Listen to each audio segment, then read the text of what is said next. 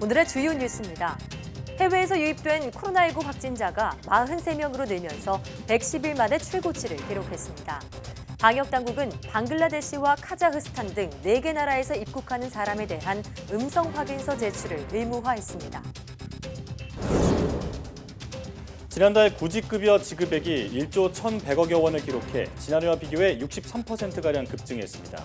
지난 5월에 이어 2달 연속 1조 원을 넘어선 것으로 코로나19 확산이 본격화한 올해 2월부터 매달 역대 최대 기록을 갈아치우고 있습니다. 코로나19 확산이 계속되는 가운데 전 세계 하루 신규 확진 환자가 23만 명을 넘어 최다 기록을 경신했습니다.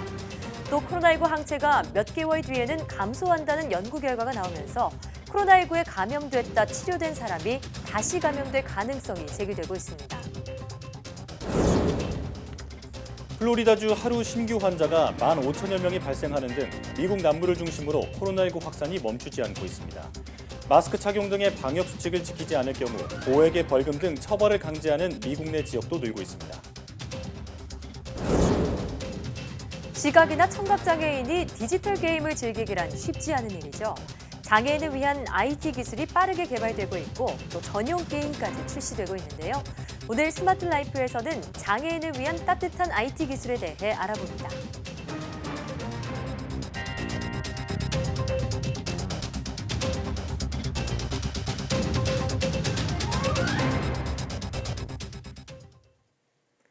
여러분 안녕하십니까? 사이언스 투데이입니다. 앞으로 방글라데시, 파키스탄, 카자흐스탄, 키르기스스탄에서 입국하는 모든 외국인은 입국 때 PCR, 유전자 증폭 검사 음성 확인서를 의무적으로 제출해야 합니다. 또 입국해서도 국내 검역 절차에 따라 14일간 시설이나 자가격리, 3일 안에 진단 검사를 받아야 합니다.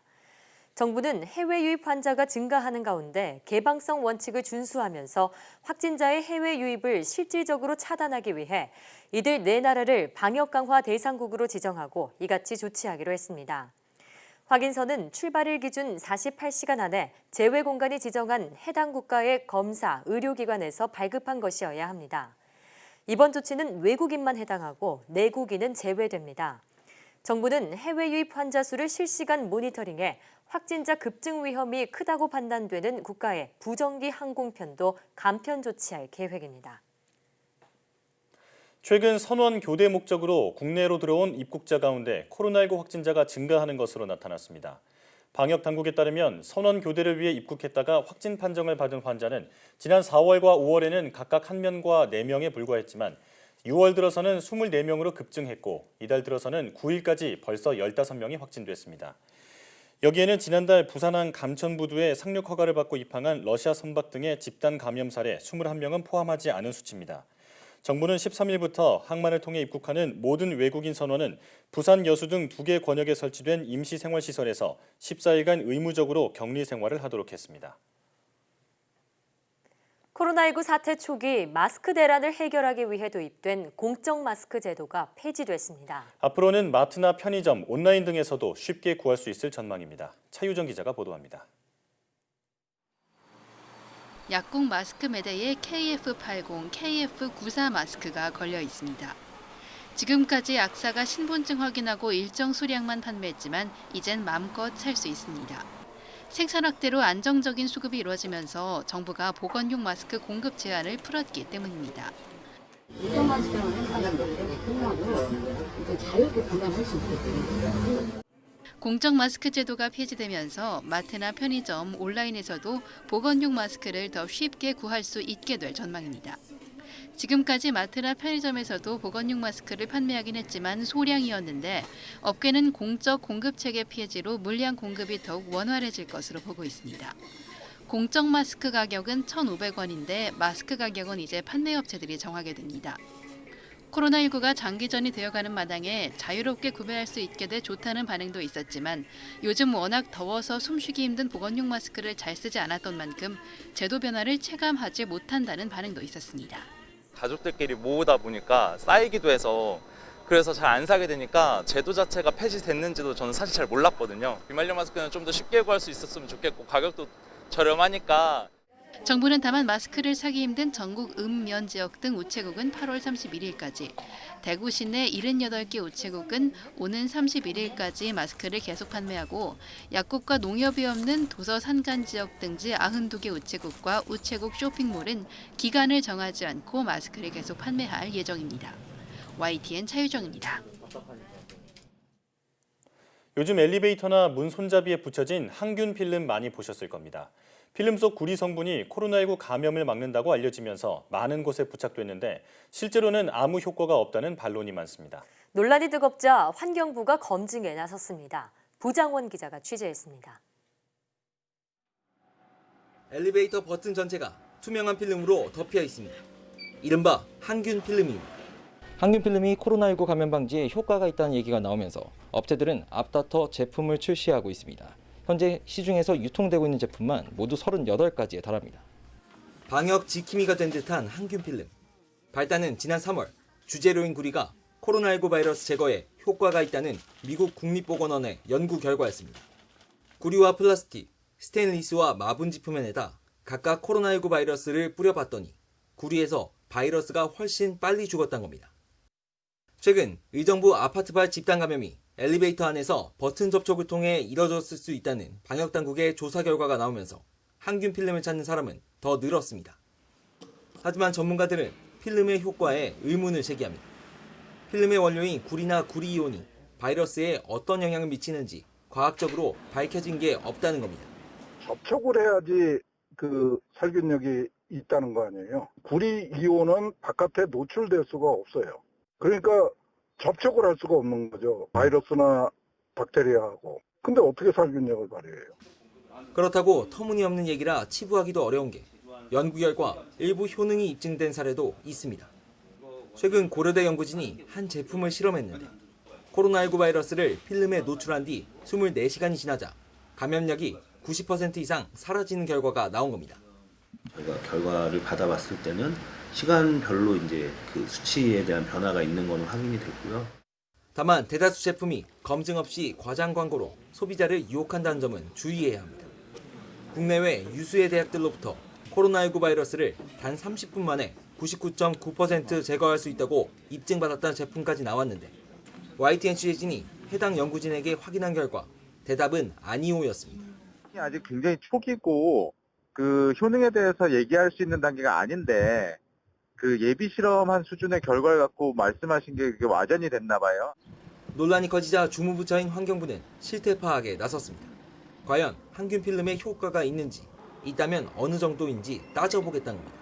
국민들이 효과가 있는지를 많이 궁금해하시는 것 같아요. 저희는 주로 이제 유해성에 대해서 검토를 하는데 실제 조사를 하게 되면 이 제품에 대해서는 효과 효능까지 검토를.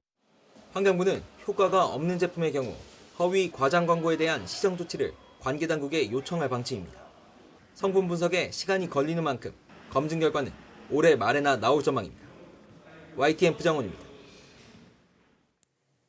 국책 사업인 강원도 삼척 화력발전소 공사 현장에서 코로나19 방역 지침이 제대로 지켜지지 않은 것으로 드러났습니다. 거리 두기를 위해 앞자리까지 비운 직원 식당과 달리 일용직 노동자들은 비좁은 컨테이너나 공사장 맨바닥에서 밥을 먹고 있습니다. 송세혁 기자가 취재했습니다. 국내 최대 규모인 1050메가와트 화력발전소 2기를 짓는 공사 현장입니다. 비좁은 컨테이너 안에서 협력업체 일용직 노동자 10여 명이 다닥다닥 마주 앉아 밥을 먹습니다. 자리가 부족하다 보니 땡볕 아래 맨바닥이나 공사 자재에 앉아 식사하기도 합니다. 지금 앞으로 좀 밥을 먹을 사람이 한 50명이 넘게 남았는데 그분도 역시 다 지금 바닥에 앉아서 먹어야 될 그 상황이죠. 비슷한 시각 현장 사무실 건물에 있는 직원 식당은 빈자리가 많이 보입니다. 거리 두기 지침에 따라 한방향 식사를 위해 맞은편 자리까지 비워놨습니다. 그 사람들은 참 여유로워요. 공간도 넓고. 근데 우리는 내려오면 이제 비게 되죠. 아, 우리가 인간적으로 이런 건가요? 체온 측정 역시 일부만 하는 등 제대로 이루어지지 않았다고 전했습니다. 한 번 했습니다. 현장 입구에서는 아예 하진 않고요. 시공사는 거리 두기가 1단계로 전환된 이후 입구 발열 체크는 중단했지만 매일 조회 때 한 명도 빠짐없이 체온을 잰다고 반박했습니다. 또 직원 식당은 모든 노동자가 이용할 수 있다며 다만 거리가 먼 공사 현장에서는 오가는 번거로움 때문에 이용하지 않는 것 같다고 해명했습니다. 취재가 시작되자 시공사와 협력업체는 뒤늦게 컨테이너 2동을 추가로 설치해 공사 현장에서도 한방향 식사가 가능하도록 하겠다고 밝혔습니다. 저는 어차피 현장에 이제 떠난 사람이고 남은 동료들이라도 깨끗한 환경에서 편히 밥 먹을 수 있고 쉴 수 있는 그런 현장이 됐으면 좋겠습니다. YTN 송세혁입니다. 부산시가 본격적인 피서철을 앞두고 코로나19 확산을 막기 위한 해수욕장 방역 후속 조치로 마스크 미착용 단속과 혼잡도 신호등 제도를 시행합니다. 부산시는 오는 25일부터 다음 달 15일까지 해운대와 송정, 광안리와 송도, 다대포 등 시내 5개 해수욕장에 집합 제한 행정명령을 내리고 마스크 미착용과 야간 음주, 취식 행위를 단속합니다. 마스크 미착용은 24시간, 음주 취식 행위는 저녁 7시부터 다음 날 새벽 6시까지 단속하고 어긴 사람은 경찰에 고발해 300만 원 이하 과태료를 부과합니다. 단속과 함께 진행하는 혼잡도 신호등은 통신사 정보를 활용해 해수욕장 혼잡도 정보를 1단계인 녹색과 2단계인 황색, 3단계인 적색으로 알리는 제도입니다. 혼잡도가 가장 높은 3단계 적색의 경우 지자체가 이용 제한 재난안전 문자 메시지를 발송하고 파라솔 등 용품 대여를 중단하며 주요 출입구와 주차장을 통제하는 분산 조치가 시행됩니다. 코로나19로 인한 고용 위기로 지난달 실업급여 지급액이 또 역대 최대를 기록했습니다. 고용노동부가 발표한 6월 노동시장 동향을 보면 지난달 구직급여 지급액은 1조 1,103억 원으로 지난해 6월 지급액보다 4,287억 원, 62.9% 급증한 것으로 나타났습니다. 이는 지난 5월 1조 162억 원에 이어 2달 연속 1조 원을 넘어선 것으로 구직급여 지급액은 코로나19 확산이 본격화한 올해 2월부터 매달 역대 최대 기록을 갈아치우고 있습니다. 구직급여는 정부가 실업자의 구직활동 지원을 위해 고용보험기금에서 지급하는 수당으로 실업급여의 대부분을 차지해 보통 실업급여로 불립니다. 이번 달 들어 첫 열흘의 수출 실적이 지난달과 비교해 크게 개선된 것으로 나타났습니다. 특히 하루 평균 수출의 감소폭이 코로나 사태 이전 수준으로 돌아오면서 충격 회복의 기대감을 높였습니다. 김태민 기자의 보도입니다. 코로나 충격이 휩쓸었던 상반기가 지나고 하반기 첫 수출 실적이 발표됐습니다. 관세청이 발표한 이달 첫 열흘의 수출액은 133억 달러, 수입액은 141억 달러로 집계됐습니다. 전체 수출액과 하루 평균 수출액 모두 지난해 같은 기간보다 1.7% 감소하는 데 그쳤습니다. 지난 2월 이후 급격히 늘어난 하루 평균 수출액 감소폭이 코로나 사태 이전 수준까지 줄어든 겁니다. 주요 품목별로는 반도체 수출이 지난해보다 7% 넘게 늘면서 호조를 이어갔습니다. 특히 그동안 부진을 면치 못했던 승용차 수출이 7.3% 증가로 돌아섰고 선박 수출은 무려 3배 넘게 뛰었습니다.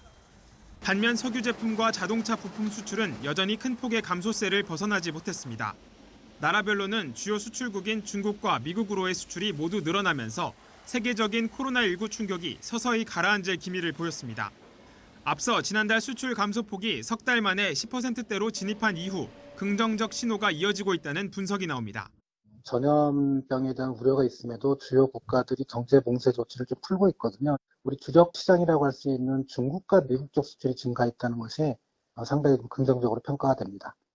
이에 따라 하반기에는 우리 수출이 소폭이나마 플러스로 전환될 수 있을 거란 기대감이 높아지는 가운데 오는 가을 코로나19의 재유행이 또 하나의 변수가 될 전망입니다. YTN 김태민입니다. 전국의 아름다운 수목원들을 온라인에서 만나볼 수 있는 수목원 랜선 여행 서비스가 시작됐습니다. 코로나19 사태로 쌓인 스트레스를 각양각색의 꽃과 푸른 수목을 보며 풀어보시죠.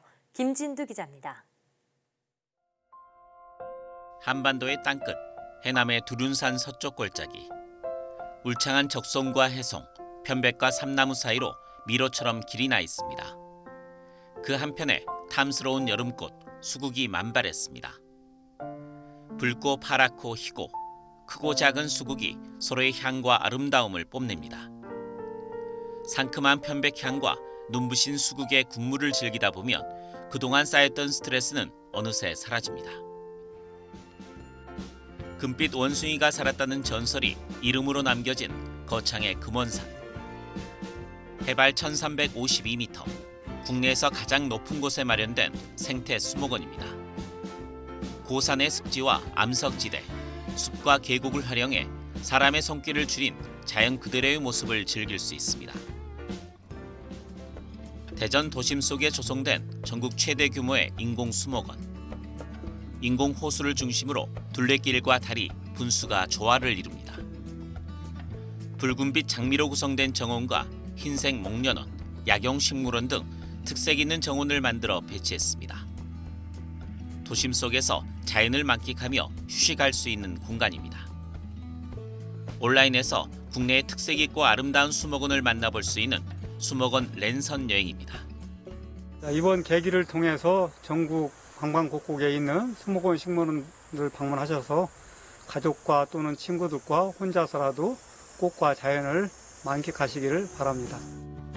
국립수목원은 아름답고 이색적인 수목원의 영상이 코로나19로 지친 국민의 마음에 작은 위안이 될 수 있길 기대한다고 밝혔습니다. YTN 김윤우입니다.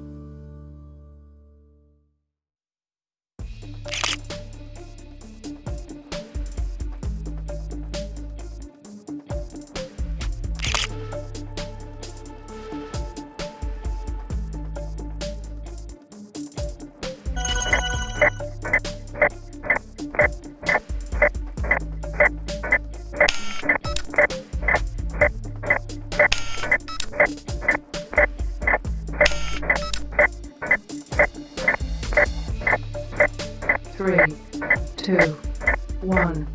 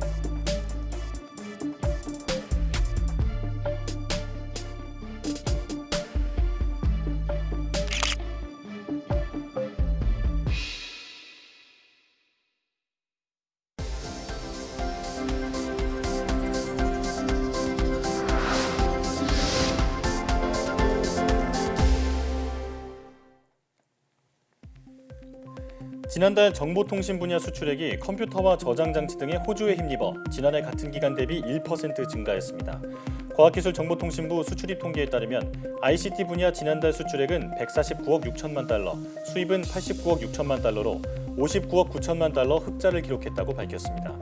품목별로는 컴퓨터와 주변 기기 수출액이 84.5%, 보조 기억 장치 수출액이 152.2% 늘어 호조세를 이어갔습니다. 다만 서버와 PC 등 메모리가 감소해 반도체 부문 수출은 0.5% 줄었고 디스플레이 부문도 5.2% 감소했습니다. 대한민국 엔지니어상 7월 수상자로 현대자동차 신재훈 책임연구원과 에이텍 AP 김경훈 책임연구원이 선정됐습니다.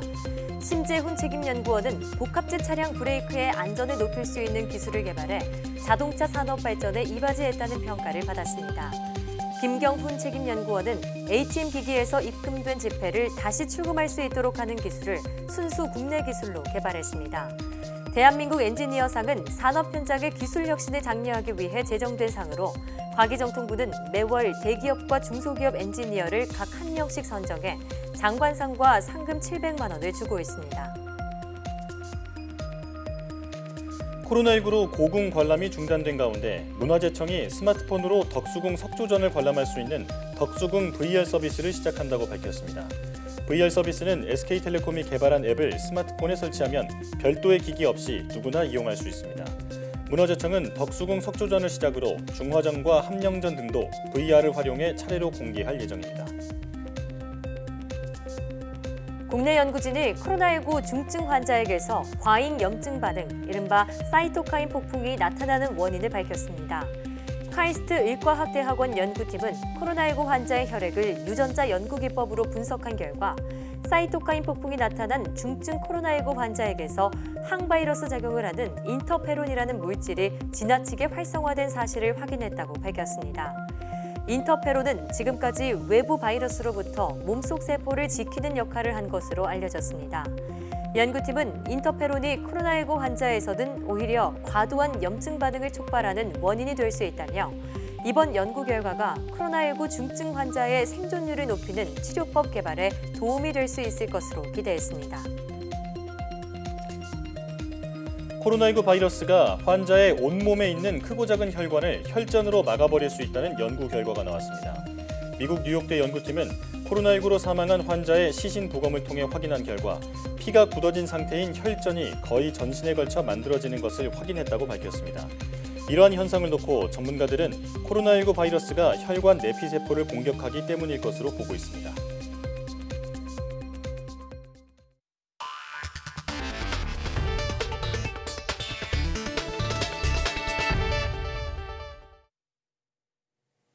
코로나19가 전 세계적으로 계속 확산하는 가운데 신규 확진자가 23만 명을 넘어서며 최다 기록을 경신했습니다. 이런 가운데 코로나19로 형성된 항체가 몇 개월 만에 감소한다는 연구 결과가 나왔습니다.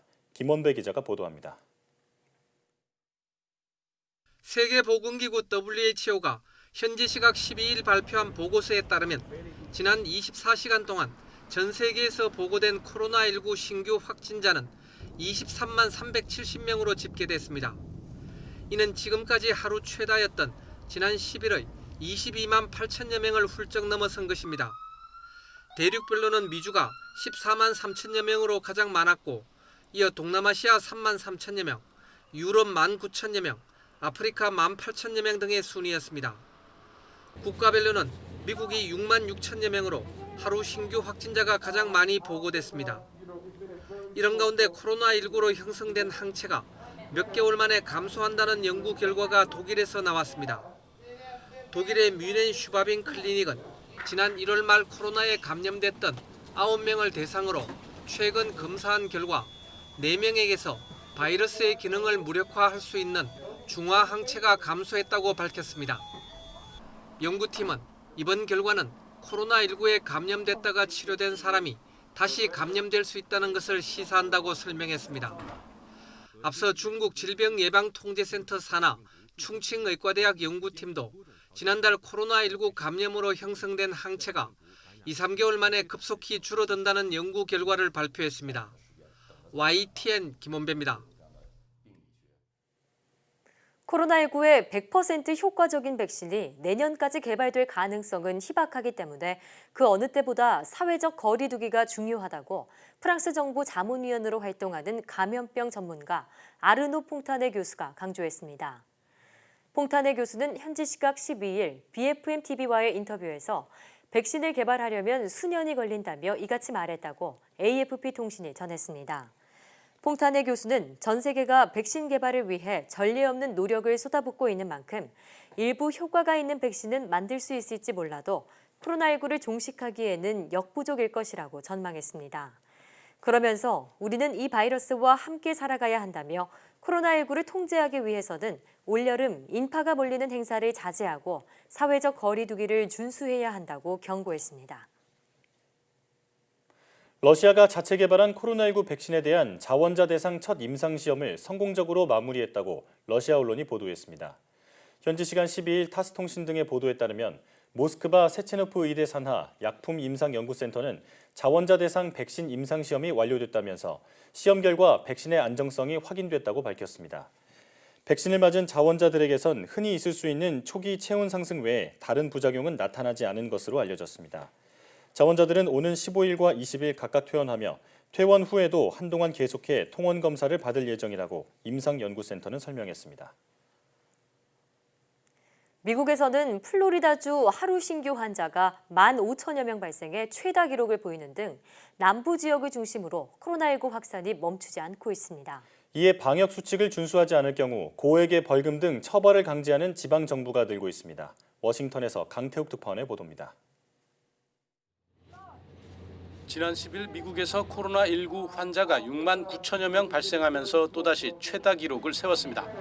특히 플로리다주는 하루 확진자가 15,000여 명 발생해 최다 기록을 경신했고 사흘 연속 사망자 수 기록도 바꿨습니다.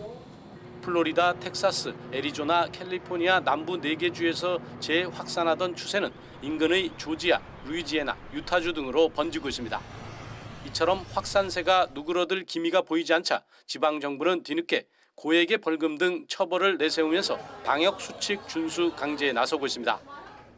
보건 지침을 어긴 사업장에 대해 캘리포니아주 북부 욜로 카운티는 최대 $10,000, 우리 돈 1,200만 원의 벌금을 부과하는 규정을 통과시켰고 플로리다주 마이애미는 10에서 30일간 폐쇄 지침을 내렸습니다.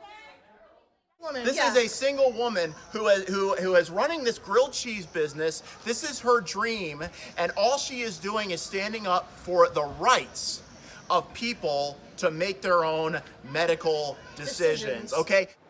마스크를 쓰지 않는 개인에게도 벌금 부과가 확산하고 있습니다. 뉴멕시코는 벌금 $100, 우리 돈 12만 원 부과를 밝혔고 미시간주는 모든 실내 공공장소에서 얼굴 가리개 착용을 의무화했습니다. 또 워싱턴주와 미시간주는 마스크를 착용하지 않는 손님에게 서비스를 제공하지 말라면서 위반 시 최대 수만 달러의 민사처벌 지침까지 내놨습니다. 블룸버그 통신은 주지사들과 시 당국자들이 당근책을 썼지만 충분하지 않았다며 이제 채찍으로 고개를 돌리고 있다고 전했습니다. 워싱턴에서 YTN 강태욱입니다. 미국 백악관이 코로나19 국면에서 자국 내 최고 전염병 권위자인 앤서니 파우치 박사를 사실상 퇴출했다고 워싱턴 포스트가 현지 시각 12일 보도했습니다. 이 신문은 앤서니 파우치 미국 국립보건원 산하 국립알레르기 전염병 연구소 소장이 백악관 코로나19 태스크포스의 핵심 인사로 참여하고 있지만 한 달여 동안 대통령 집무실을 찾지 못했다고 전했습니다. 트럼프 대통령의 일정을 아는 한 인사는 파우치 소장이 마지막으로 대통령에게 보고한 것이 6월 첫째 주였다고 밝혔습니다. 또 TV에 출연해 보건 실태를 국민에 전하는 활동도 백악관의 반대 때문에 일부 무산된 것으로 전해졌습니다. 파우치 소장이 배척된 배경에는 트럼프 대통령과의 갈등이 자리 잡고 있는 것으로 전해졌습니다. 백악관에서 배제된 파우치 소장은 현재 페이스북 채팅, 팟캐스트, 신문 인터뷰 등을 통해 보건 실태를 진단하고 방역 지향점을 제안하고 있습니다.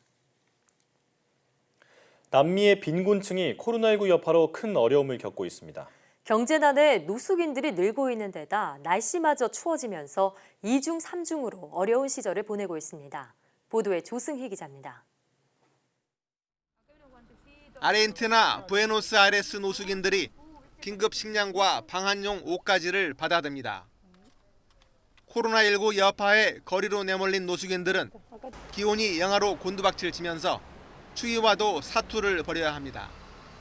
경제 봉쇄가 100일 넘게 이어지면서 노숙인들이 늘어나자 시당국이 시내 43개 쉼터에 침대 300개를 추가로 제공했습니다. 대형 호텔에서 일하다 일자리를 잃은 베니테스 씨는 집세를 못 내 거리로 내몰린 경우입니다. Quedé en la calle hace 4 meses con mi nena, que estábamos separados también con mi mujer, y estamos con el tema de la pandemia también, armándola. 코로나19 여파에 아르헨티나 국민 35.5%가 빈곤층으로 전락했다는 통계도 나왔습니다. 브라질 상파울루 남부 항구 도시 산토스의 빈민 지역입니다. 가난도스러운데 요즘은 코로나19와 사투를 벌이느라 사는 게 아닙니다. 2만 6천 명이 옹기종기 모여 살고 있지만 제대로 된 의료시설이 하나 없습니다. 올리베이라 씨는 얼마 전 5살 난 딸이 코로나19 양성 판정을 받았는데 태어난 지 이제 겨우 3개월 된 동생에게 전염될까 전전긍긍하고 있습니다. Eu sinto medo por mim, eu sinto medo pelos meus filhos, porque a gente não sabe até onde isso pode chegar, a gente não sabe a hora que isso pode acontecer.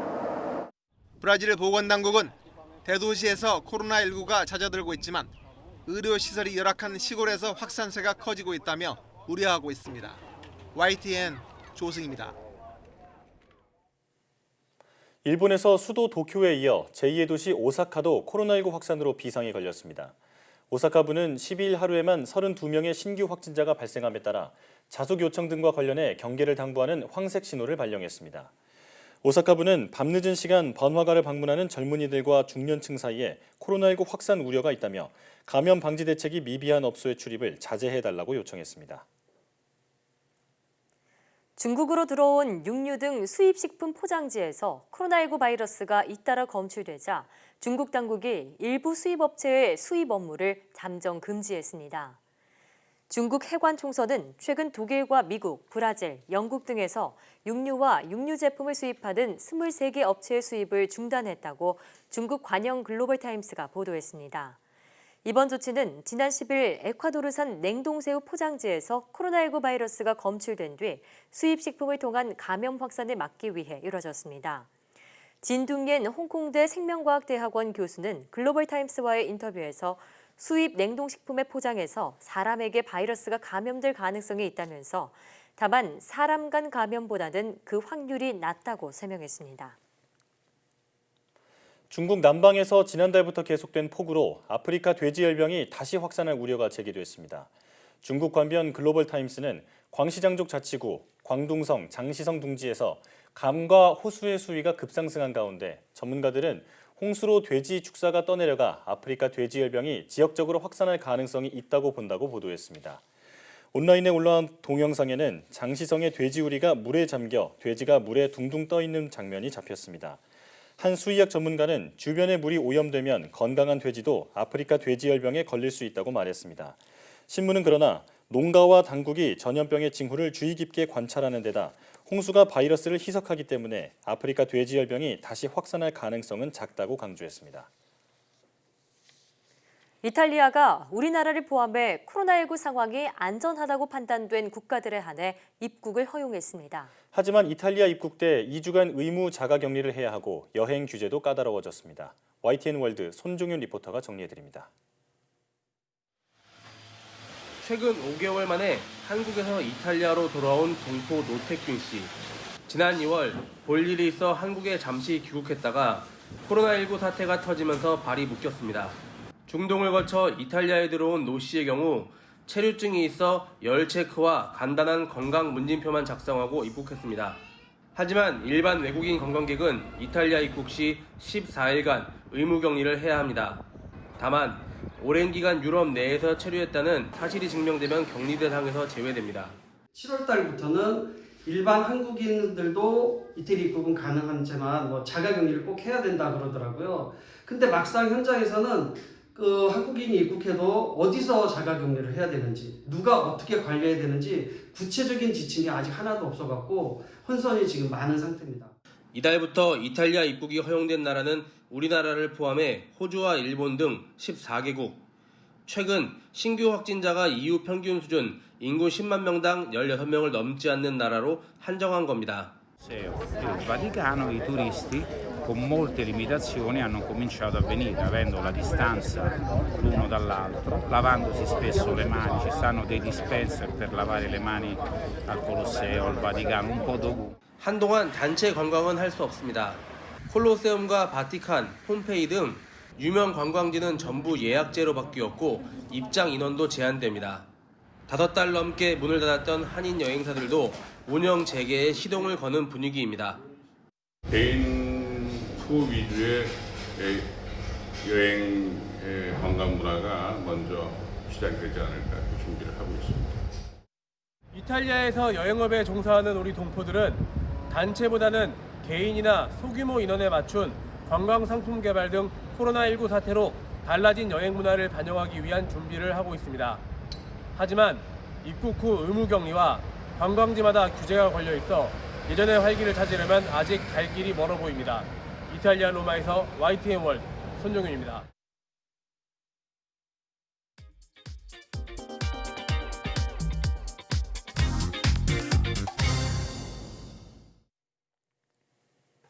대중교통을 이용하고 마트에서 장을 보는 것은 누군가에게는 일상이지만 시각장애인에게는 쉽지 않은 일입니다. 그래서 장애인의 삶을 향상하는 IT 기술들이 속속 등장하고 있는데요. 오늘 스마트 라이프에서는 시각장애인의 눈이 되어주는 IT 기술에 대해 알아보겠습니다. IT 칼럼니스트 이용훈 씨 나와 계십니다. 안녕하세요. 안녕하세요. 네. 최근 시각장애인을 위한 게임이 나왔다고 들었습니다. 예. 쉽게 상상이 잘 되지 않는데 네. 우선 설명해 주시죠. 그 시각장애인 게이머로 이 북미에서 유명한 스티브 셀러라는 분이 있습니다. 이분이 라스트 오브 어스 파트 2라는 게임을 하다가 감동해서 울기도 했다라는 소식이 전해졌는데요. 이 게임은 시각, 청각, 행동 그리고 신체 장애인을 위해 60가지가 넘는 장애인 접근성 설정을 제공합니다. 그래서 저시력 장애인을 위해서 아예 화면 해석을 바꿀 수도 있고 청각장애가 있다면 아예 소리를 하나도 안 듣고 플레이할 수 있어요. 또 반대로 화면을 아예 보지 않고 소리만 들으면서도 게임을 할 수가 있습니다. 처음부터 장애인들을 염두에 두고 게임을 만들었기 때문인데요. 게임 제작에 참여한 장애 관련 자문단만 7명이다라고 합니다. 그동안 이렇게 장애인이 즐기는 게임은 많았지만 이렇게 세심하게 설정할 수 있게 만든 게임은 이번이 처음이라고 하네요. 그러니까 시각장애뿐만이 아니라 다른 장애, 여러 요소의 장애까지 염두에 두고 게임을 만들었다 소개를 해주셨는데 실제로 몇 년 전에요. 프로게이머 이명환 선수와 함께 이 대결을 펼쳤던 스타크래프트 게임이었나요? 15년 전이죠. 그런 대결을 펼친 그런 시각장애인이 있어서 주목을 받은 바 있는데 자, 이처럼 IT 기술이 발전하면서 시각장애인도 디지털 게임을 즐기고 있습니다. 주로 즐겨하는 게임은 어떤 것들이 있나요? 시각장애인들이 선호하는 게임 유형은 크게 이제 4가지로 나뉩니다. 먼저 이제 나이트 자나 블라인드 레전드 같은 오디오 중심 게임이 있습니다. 이런 게임들은 아예 이 소리만 듣고 즐길 수 있게 설계된 게임이라서요. 이 시각장애인에게도 잘 맞는다라고 하고요.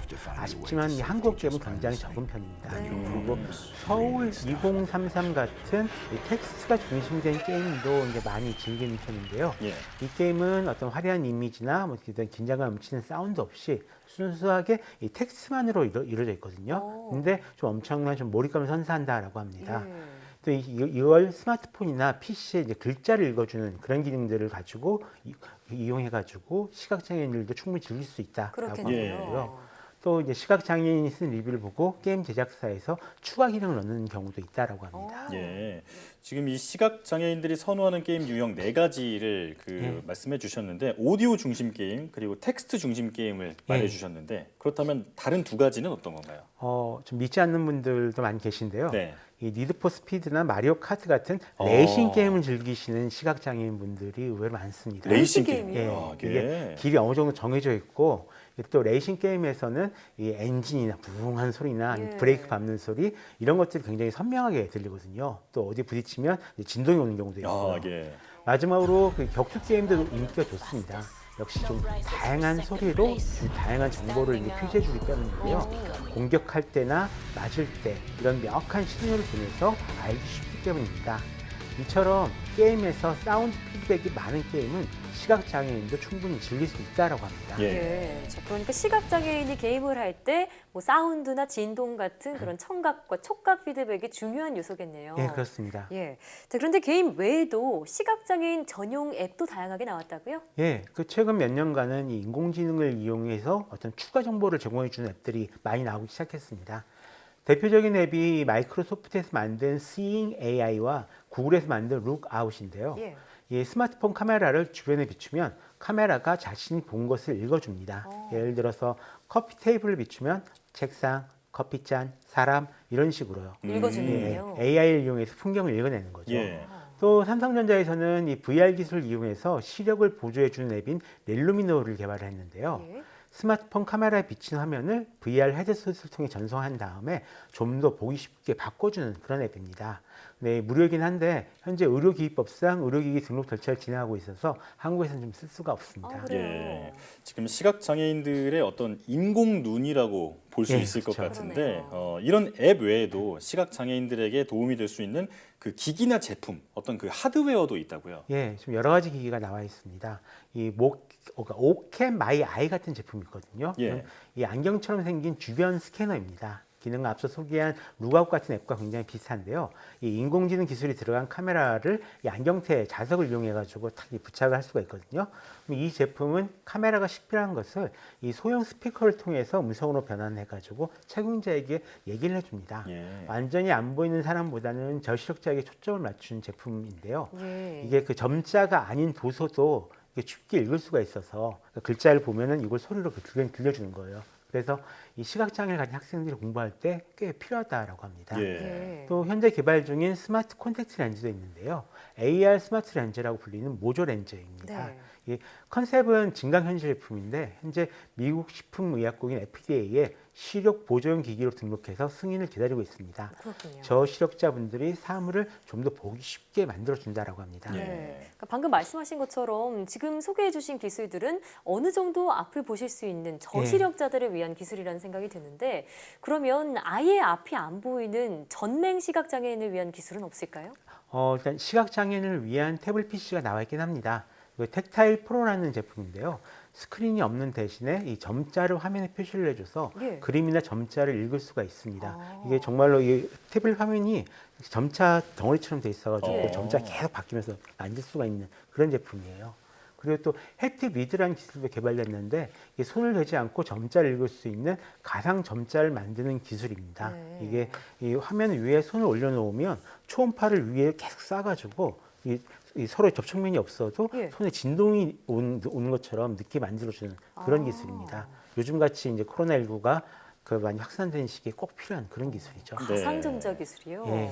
정말 그 과학 기술이 이런 데 쓰여야 하는 게 아닌가 이런 생각이 들 정도로 정말 획기적인 기술이라는 생각이 드는데 자, 지금 장애인을 돕는 다양한 IT 기술에 대해서 설명을 듣고 있습니다. 그렇다면 이제 시각장애인을 위한 그런 IT 기술들 앞으로는 어떻게 발전할까요?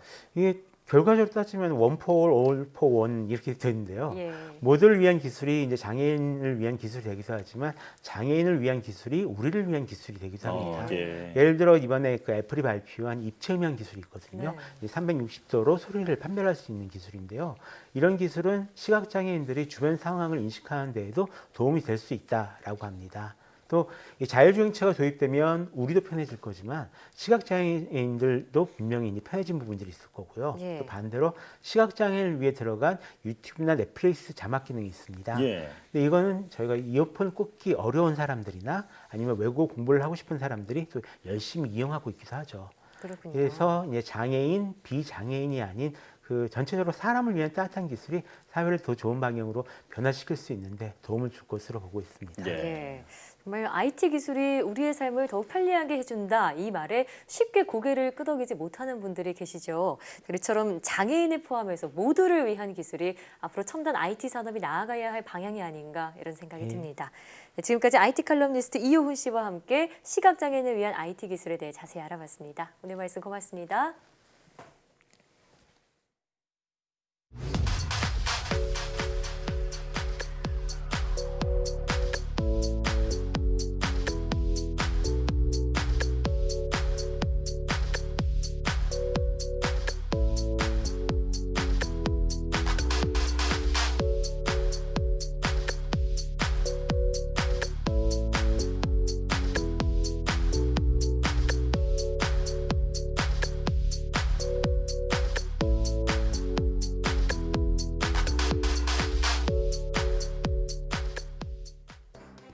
코로나19 해외 유입 확진자 수가 심상치 않습니다. 정부는 입국자 중 확진자 비율이 높은 4개 나라를 대상으로 방역 강화 조치를 추가 시행하기로 했는데요. 방글라데시와 파키스탄, 카자흐스탄, 키르기스스탄에서 들어오는 외국인은 입국 시 PCR 음성 확인서를 의무적으로 제출해야 합니다. 깜깜이 환자를 막고 의료인의 부담을 줄이기 위한 선제 조치가 적극적으로 이루어지길 바랍니다. 사이언스 투데이 오늘 저희가 준비한 소식은 여기까지입니다. 함께해 주신 여러분 고맙습니다.